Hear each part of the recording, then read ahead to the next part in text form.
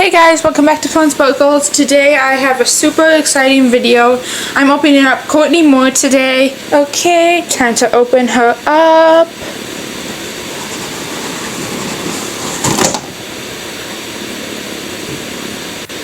Oh my goodness. We just got back from the AG place and we are here with a haul from Naya's collection. I'm so excited.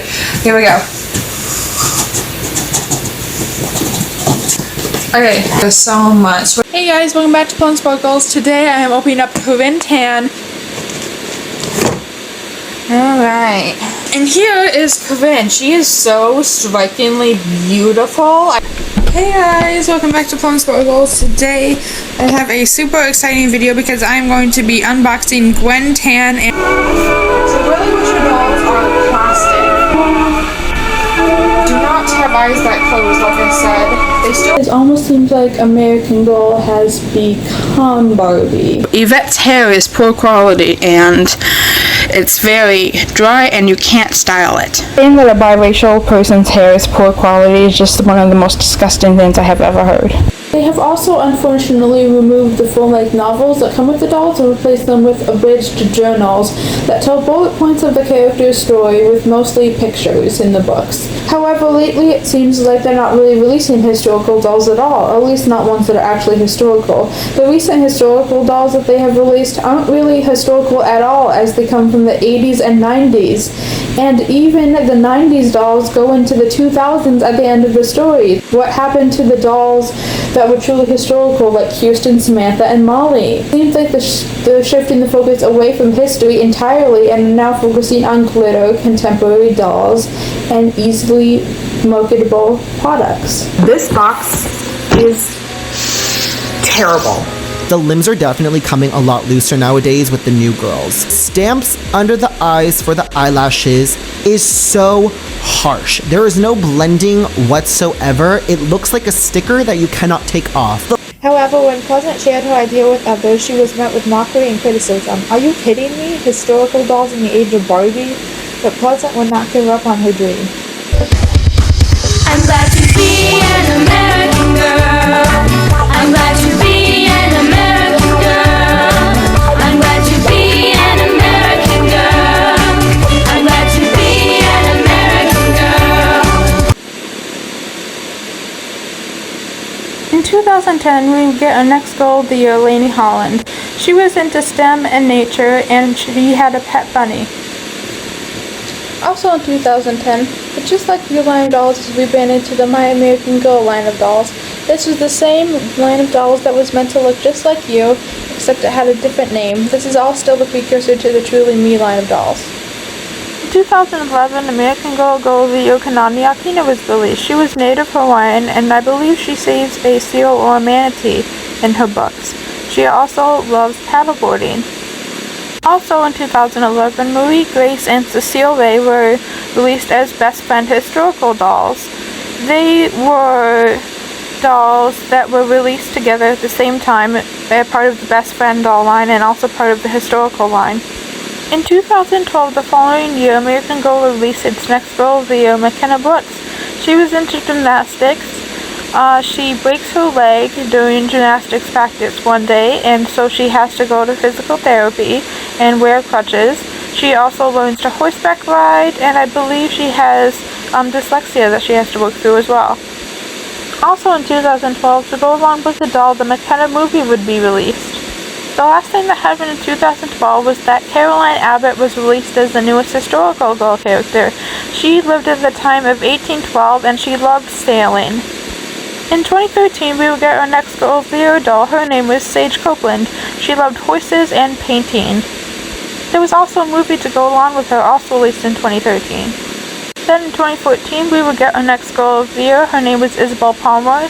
She's a ballerina who goes to a prestigious art school, and she ends up dancing in the Nutcracker Ballet as one of the Snowflake Fairies, which is really, really cool, and she also got a movie that came out that same year. Now in 2014 as well, they decided to rebrand the historical line to this new line called Be Forever, which would essentially be the exact same thing except less historical accuracy In the clothing, less illustrations or no illustrations in the books, brighter colors, and overall just a complete portrayal of Pleasant Company's original point and brand. So yeah, everyone hated this understandably, and it was just not a good book. Best Friend line of dolls was also retired during this time. So another really bad change in my opinion, because all of the Best Friend dolls were retired. Really sad. No more best friends for the main character dolls. Sad. In 2015, we will get our next girl of the year. Her name is Grace Thomas. She's a baker and she travels to Paris to learn about baking in France. That same year, the My American Girl brand would finally be rebranded to what it is known as today, the Truly Me line of dolls, which is the dolls that are made to look just like you as we know today. Also in 2015, we would get our next historical character, Mary Ellen Larkin. She was from the 50s, and she would have lots of adorable dino outfits. She even had a dino playset. The last thing that would happen in 2015 was that the American Girl doll historical character, Caroline, would be retired really soon after she was released, but for some reason they only kept her out for a year. No one really knows why. 2016, American Girl of the Year Leah was released. She's a very tropical rainforest girl, and she loves to explore the rainforest. As usual, she would also get a movie that was released that same year. Also in 2016, the Brady Twin line of dolls was retired, replaced by the Welly Wisher line of dolls. These were a bit bigger dolls and a slightly older girl dolls. Also in 2016, we will get our next historical girl doll. Her name was Melody Ellison, and she was a black doll focused on civil rights. The last thing that would happen in 2016 was that the historical character dolls Mary Ellen and Melody would both get their movies. The thing that happened in 2016 was that the neck strings got replaced with zip ties. So up until this point, American Girls had little strings attached to their neck to make sure that the doll's head stayed attached to the body.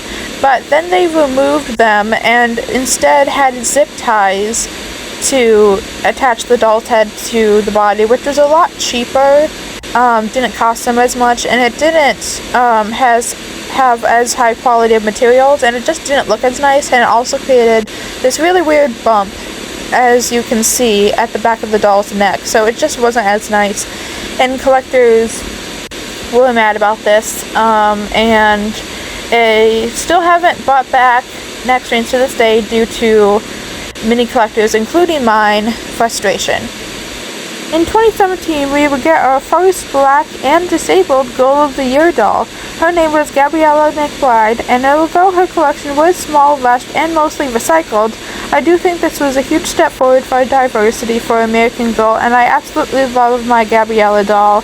And I think she was amazing. Even though her collection had flaws, she was an absolutely beautiful doll, and she deserves more love.